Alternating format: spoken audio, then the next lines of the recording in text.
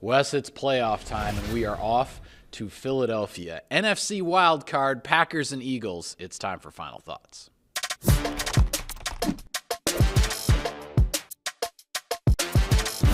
As obvious as it gets this time of year, Weston, what's at stake? Absolutely, Mike. For the Green Bay Packers, trying to shock the world one more time, right? Last year, they went into Dallas as the number 7 seed, and while that game has no implications over this one, the Green Bay does need to face a second-seeded team out of the NFC East again. Philadelphia is tough, man, but the Green Bay Packers are ready. Yeah, absolutely. And about a month ago, the Packers left Ford Field in Detroit with a message from their head coach that they needed to earn their way back there.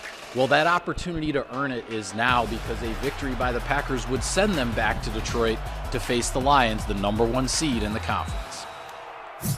Wes, who's heating up, presented by Aurora Heated Apparel? All-Pro safety, Xavier McKinney. And that All-Pro season, Mike, started in Brazil against the Philadelphia Eagles and Jalen Hurts. And when you look at the aspect and the dimension that he has added to this defense, he has put a roof on that secondary, eliminating big plays.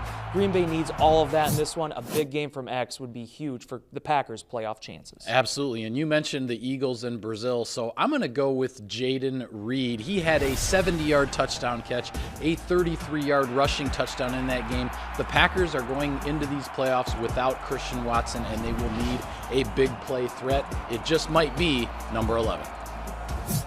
Wes, I know you just talked about X's interceptions, and I just talked about big plays down the field, but I think the Packers win this game if they are the better run-the-ball, stop-the-run team. You've got Josh Jacobs, you've got Saquon Barkley. The Packers have the running back that can keep Philly's number 1 ranked defense honest through 4 quarters.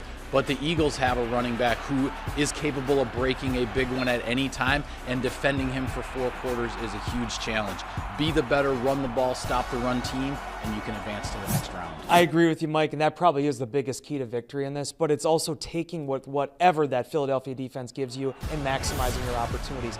Jordan Love played really well down the stretch here before this injury. 5 straight games at one point of a passer rating over 100.